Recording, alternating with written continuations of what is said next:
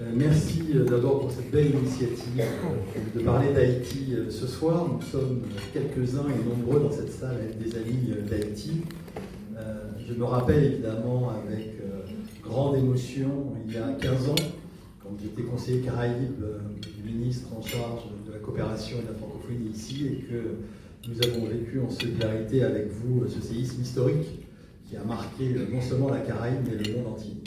Et puisque l'on parle de l'avenir et que vous évoquez à juste titre la place d'Haïti dans le monde, pour paraphraser nos frères québécois, je dirais, je me souviens aussi du rôle historique qui a été celui d'Haïti dans la construction des Nations Unies pour que la langue française soit langue officielle des Nations Unies à un moment où finalement il y avait peu de pays indépendants qui partageaient la langue française, et on sait ce que l'on doit à Haïti pour que la langue française soit langue officielle des Nations Unies aujourd'hui. Alors, ma question est assez simple. Si l'on se projette dans l'avenir, en 2054, quand on célébrera les 250 ans, évidemment, de l'indépendance d'Haïti, comment voyez-vous Haïti dans ce monde fracturé que vous évoquiez tout à l'heure, et en particulier depuis quelques jours, avec une accélération, en tout cas dans les mots et peut-être dans les actions, par une nouvelle administration américaine, d'un nouveau façonnage du monde. Merci. Merci beaucoup de rappeler l'action de Louis Sano, qui, à l'occasion, a donc permis à la langue française de devenir langue de travail officielle de la Nations Unies, ce qu'elle est encore aujourd'hui. C'est une façon de dire que, à chaque fois que la France et Haïti ont avancé ensemble, du même pas, nous avons fait de grandes choses. Nous avons marqué l'histoire. Et de la même façon, j'ai envie de dire que nous, je parle en mon nom et au nom de tous ceux qui, en Haïti, croient encore à la possibilité d'une amitié fraternelle entre la France et Haïti, nous pensons que c'est ensemble qu'il nous faut envisager l'avenir. Le malheur d'Haïti, c'est d'être entré dans l'histoire par effraction, d'avoir traversé l'époque contemporaine comme étant, même pas un défi, mais un scandale au regard du reste du monde. Un pays de nègres, libre, là où tous les autres sont enchaînés.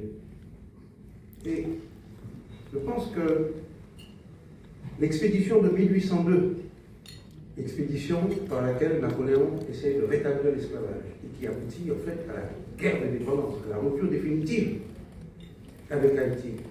C'est un rendez-vous raté. L'expédition de 1825, l'expédition du baron de Mâcon, qui est censée relancer les amitiés franco-haïtiennes, est encore un rendez-vous raté, parce que cela se solde par le paiement d'une rançon de plus de 150 millions de francs or qui va littéralement plomber la vie d'Haïti. C'est-à-dire que c'est encore un rendez-vous raté. Aujourd'hui, ce que nous voulons, c'est 200 ans après, pour poser à la France un nouveau contrat, un nouveau départ. Et dire que, au-delà de Haïti, c'est la position de la France dans l'ensemble de l'Amérique qui est en jeu. Je pense à la Guyane, où la population haïtienne représente aujourd'hui un élément important du stock démographique. Et il faudra un jour penser à les intégrer comme des citoyens de plein droit dans ce territoire. La Martinique et la Guadeloupe nous regardent. Et je pense que la politique de la France vis-à-vis de Haïti doit être considérée comme une sorte de point avancé de ce que nous pouvons faire avec les départements français d'Amérique.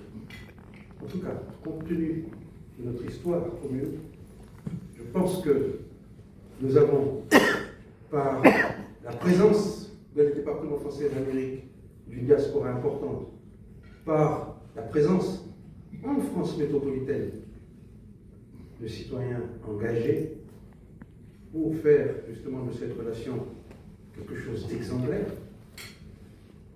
Et compte tenu des situations difficiles que rencontre la France sur le continent africain, où la question des indépendances, la néocolonialisation sont souvent décrites. Je pense qu'il y a une sorte de politique exemplaire à tenir vis-à-vis d'Haïti. Et lorsque Aimé Césaire, qui est le comparse de Senghor, dit que Haïti c'est le pays où la négritude s'est mise debout pour la première fois, je pense que c'est plus qu'une métaphore, c'est plus que symbole.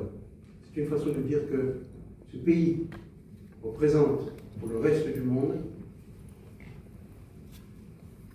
un lieu de rendez-vous avec la géographie, un lieu de rendez-vous avec l'histoire, le lieu où nous pouvons justement pardonner ce qui est irréversible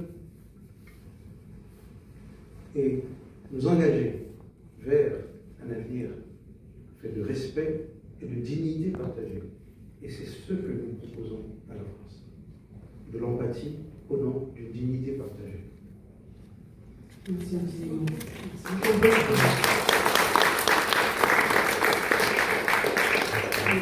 La conférence arrive à sa fin. Je laisse donc le président.